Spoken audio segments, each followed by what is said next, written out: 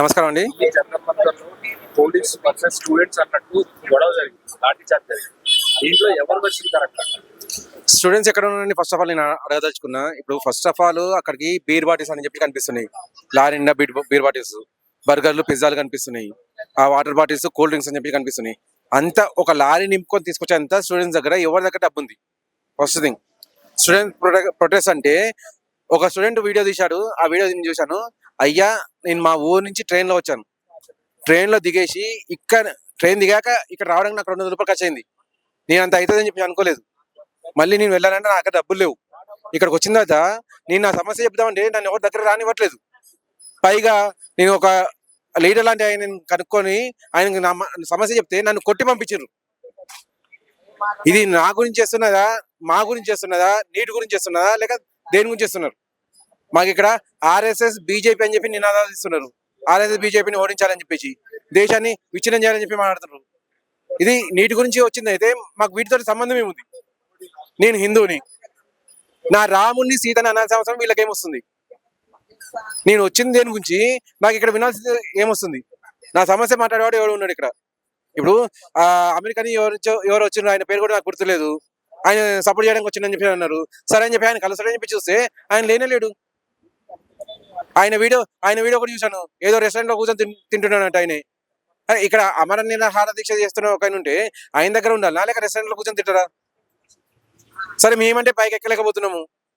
ఆయనకైతే పవర్ ఉంది కదా పైకి ఎక్కి కూర్చునేంత.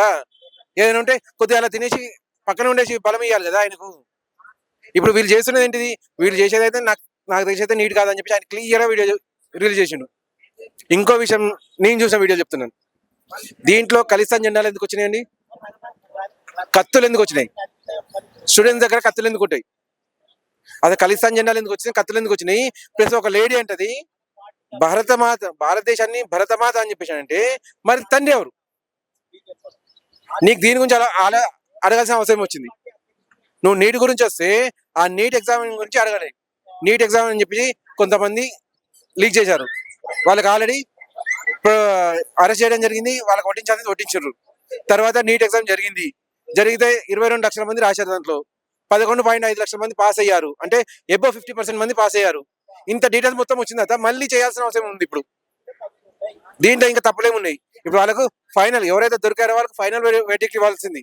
అంటే వాళ్ళకు చివరిగా ఏం శిక్ష వేస్తున్నారని చెప్పి అదొక్కటే పెండింగ్ ఉంది. అది అడగాల్సింది మీరు.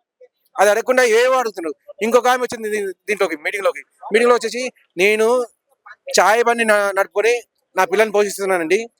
ఒక్కసారి నీట్ ఎగ్జామ్ రాయడానికి నాకు డబ్బులు ఉన్నాయి, రెండోసారి రాయడానికి నాకు ఎక్కడి నుంచి డబ్బులు వస్తాయని చెప్పి మాట్లాడుతుంది.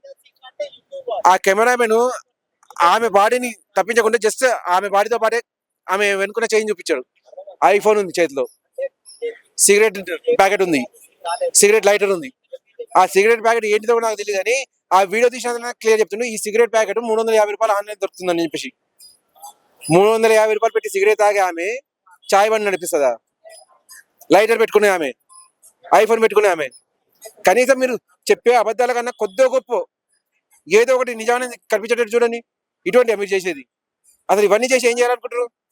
దేశాన్ని విచ్ఛిన్నం చేయాలనుకుంటున్నారు. అసలు ఆ పార్టీకి ఏం సంబంధం ఇందులో? ఖలిస్తాన్కి ఏం సంబంధం దీంట్లో? ఖలిస్తాన్ ఎక్కడ చేయాలి? మీరు పంజాబ్ లో చేయాలి. లేదు అంటే సపరేట్ గా ఢిల్లీలోనే జంతర్ మంతర్లోనే ఇంకో వేదిక తీసుకోండి. ఇప్పుడు వీళ్ళు చేస్తున్న నీట్ గురించి ఆల్రెడీ నీట్ ఎగ్జామ్ అయిపోయింది. నీట్ ఎగ్జామ్ అయిపోయిన తర్వాత మళ్ళీ చేయాల్సిన అవసరం వచ్చింది. దాంట్లో చేరాల్సిన అవసరం వచ్చింది. సిఆర్పిఎఫ్ జవాన్లను కత్తులతో కొట్టాల్సిన అవసరం వచ్చింది.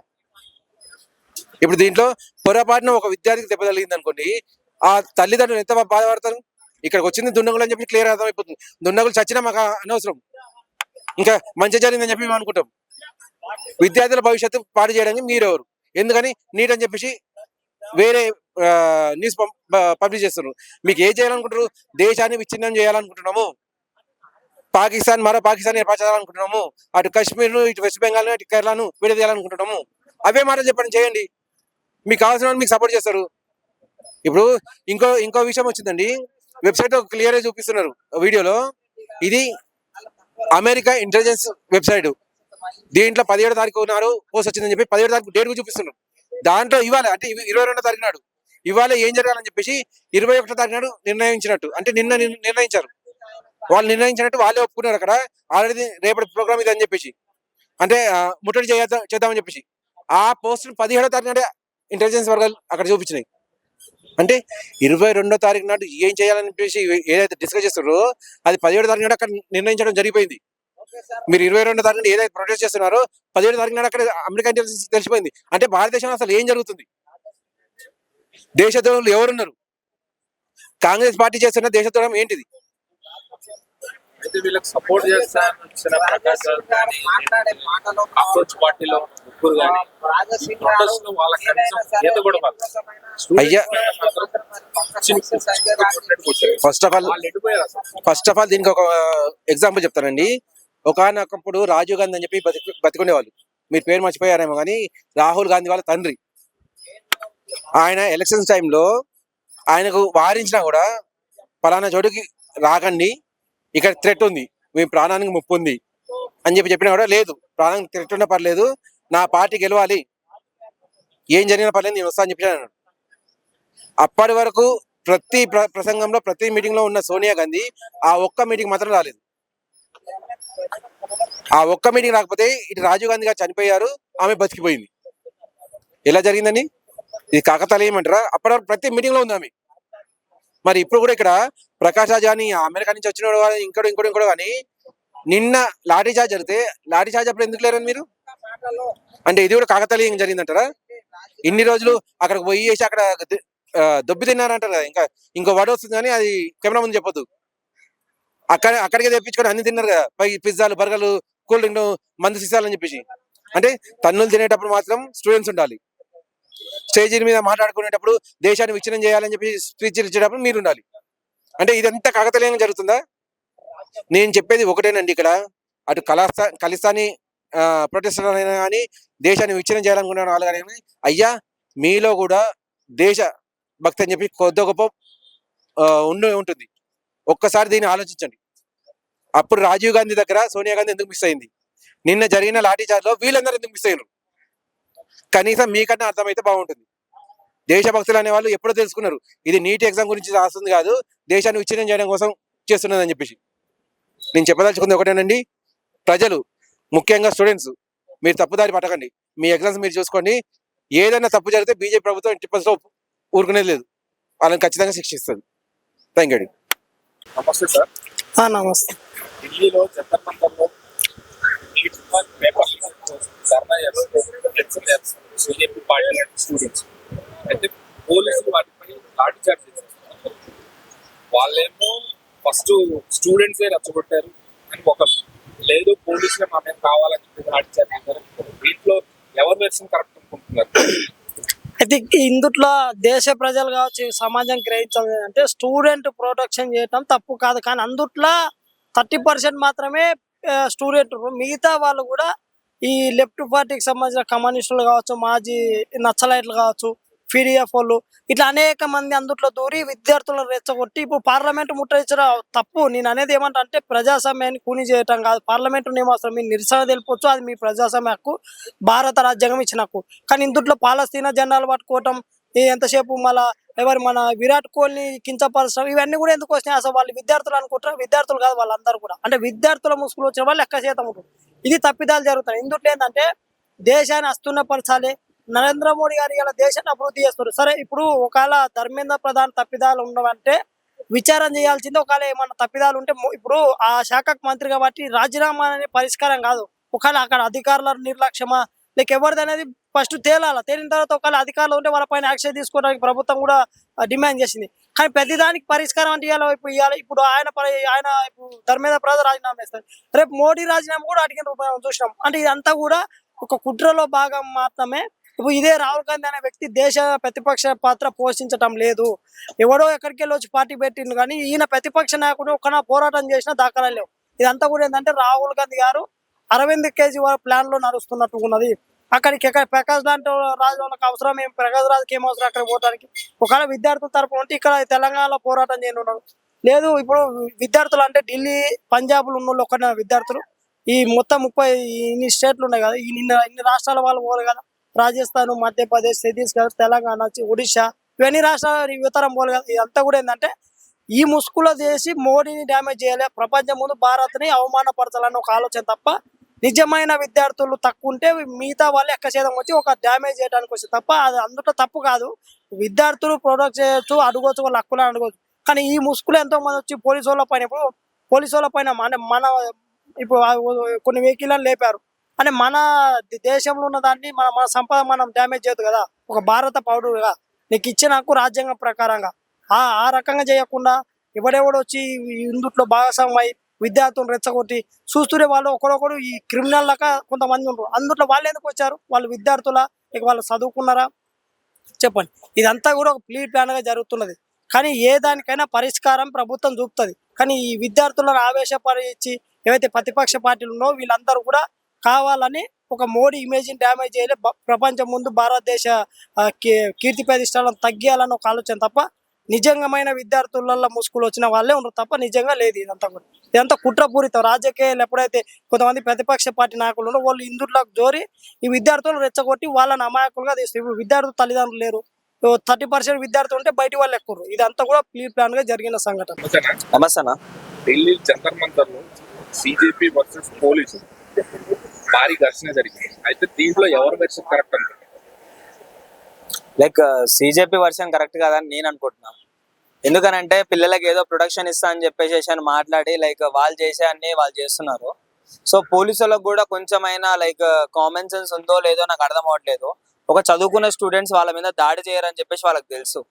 అయినా సరే లైక్ ఈ స్టూడెంట్స్ లోనే కొంతమంది వేరే వాళ్ళు దూరి లైక్ వాళ్ళ మీద ఫైట్ చేస్తుంటే వాళ్ళని పట్టుకొని వాళ్ళని కొట్టలేక అమాయకులైన స్టూడెంట్స్ మీద లైక్ దాడి చేయడము, లైక్ అది నైట్రోజన్ గ్యాస్లు అవి వేయడము ఇవన్నీ జరుగుతున్నాయి. సో దీన్ని బట్టి లైక్ న్యాయం అసలు ప్రపంచం మీదనే చనిపోయిందని చెప్పేసి నాకు అనిపిస్తుంది పర్సనల్ గా.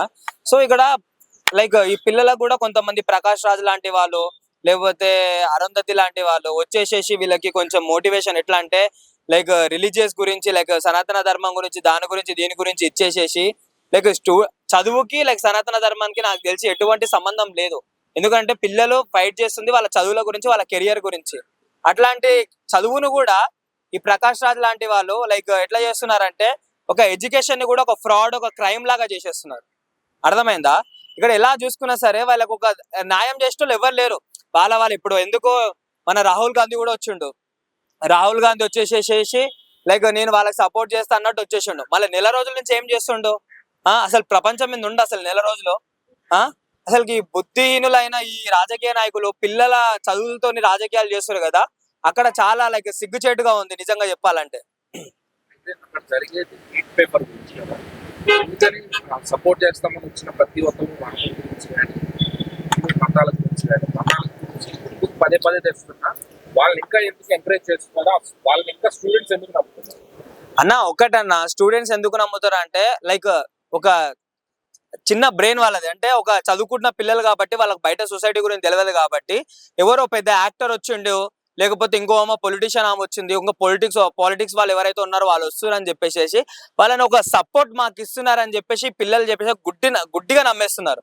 ఇంకోటి ఏంటంటే ఈ ఎవరైతే వస్తున్నారో ఇప్పుడు ప్రకాష్ రాజ్ అనే ఎగ్జాంపుల్ తీసుకోండి. ఇప్పుడు తెలంగాణ ఆంధ్రాలో అయిపోయింది, నేను ఏం చేయలేడు ఏం పీకలేడు అని చెప్పేసి అందరు తెలిసిపోయింది. ఇక్కడ పవన్ కళ్యాణ్ అయినా సరే ఎవరినైనా సరే ఇప్పుడు ఇదే ఇక్కడ తీసుకెళ్లి పిల్లల స్టూడెంట్ చదువుల గురించి లేకపోతే వాళ్ళ కెరియర్ గురించి మాట్లాడాలి. ప్రకాష్ రాజ్ నిజంగా అంత తెలివితేటలు ఉన్న వ్యక్తి అయితే అంత మాట్లాడాలి. అంతేగాని అక్కడికి వెళ్ళి రాముడు, అల్లా, క్రిస్టియన్ ఇవన్నీ ఎందుకు మాట్లాడుతుర్రు? అయినా సరే వీళ్ళు ఎంత చెప్పినా సరే ఈ స్టూడెంట్స్ ఎట్లా నమ్ముతుర్రు? అలా ఇంకా నమ్ముతుర్రు. మరి ఇంత అవుతుంది కదా, మరి ఇంత అవుతున్నప్పుడు మరి ప్రకాష్ రాజ్ కూడా మీ ఏమంటారు మీ ఉద్యమంలో పార్టిసిపేట్ చేస్తున్నారు కదా, మరి ప్రకాష్ రాజ్ మీద చిన్న గీత కూడా పడలేదు. మీరు సత్య వరకు వస్తున్నారు. అయినా మీకు ఇంతనన్నా బుద్ధి లేదా? ఆ పోలీసు వాళ్ళు అంతగానం కొడుతురు. వీళ్ళేమో ఈ ప్రకాష్ రాజ్ లాంటి అరుంధతి లాంటి వాళ్ళు వీళ్ళేం చేస్తారు? పొద్దున పూట రారు, ఉద్యమం చేసేటప్పుడు రారు, ధర్నా చేసేటప్పుడు రారు, అలాగే ఫైట్ ఇచ్చేటప్పుడు రారు. నైట్ 11:30కు 12 గంటలకు 2 గంటలకు వెళ్ళి పడుకొని ఒక ఇన్స్టాగ్రామ్ లో ఒక పోస్ట్ పెడితే లైక్ వీళ్ళు ఏదో చేసేస్తున్నారు, ఏదో పీకేస్తున్నారు అని చెప్పేసి ప్రపంచం అనుకుంటా అని చెప్పేసి అనుకుంటారు. కానీ స్టూడెంట్స్ ఎంత నమ్మినా బయట ప్రపంచం అయితే మీరు ఎంత మూర్ఖులో ఎంత బుద్ధిహీనులో లైక్ అంతా తెలుసు. కాబట్టి ఒకటి చెప్తున్నా, పిల్లల స్టూడెంట్స్ వాళ్ళ భవిష్యత్తు, చదువు అంటే వాళ్ళ భవిష్యత్తు. ఆ భవిష్యత్తుతో మీరు ఆడుకోకండి. ఎవరైతే వెళ్తున్నారో మీరు భవిష్యత్తుతో ఆడుకోకండి. ఈ పిల్లల ఉసురు వాళ్ళ తల్లిదండ్రుల ఉసురు అయితే కంపల్సరీ చెప్తున్నా కంపల్సరీ మీకు తాకుతుంది. రేపటి నాడు మిమ్మల్ని కూడా ఈ పరిస్థితికి తీసుకొస్తా అని చెప్పుకుంటున్నాం. అప్పుడు జనతా పార్టీ అనేది ఒక పార్టీ అనుకోవచ్చు, ఆర్గనైజ్ ఇలా మోటివేట్ స్టూడెంట్స్ కోసమే వచ్చారంటారా, లేకపోతే వెనకాల ఏమైనా అజెండా ఉంది? స్టూడెంట్స్ గురించి అయితే ఎవరు రారన్న, ఒకటే స్టూడెంట్స్ గురించి ఎవరు రారు. స్టూడెంట్స్ గురించి లైక్ కొట్లాడేటోళ్ళు అయితే ఆఖరికి మీరు ఏమంటారు నరేంద్ర మోడీని కూడా తీసుకోండి, ఆయన ఆపాలి దీని ఒక 2 నిమిషాలు అంటే ఆయన ఆపచ్చు, అవునా కదా? అట్లాంటిది ఆయన ఏలు కూడా పెట్టట్లేదని అంటే వీళ్ళు రాజకీయాలు చేసుకుంటారు. అర్థమైందా? ఇలా చదువులు ఎక్కడన్నా పోని ఇలా తల్లిదండ్రులు గొర్రెలో మేకలో కదా వీళ్ళని కానీ రోడ్డు మీద వేసారు, వీళ్ళు చచ్చినా బతికినా వాళ్ళకి సంబంధం లేదనుకుంటారు. సో ఓవరాల్ గా చూసుకుంటే ఎవరిని స్వార్థం వాడు చూసుకుంటుండు, ఎవరిని రాజకీయం వాడు చూసుకుంటుండు.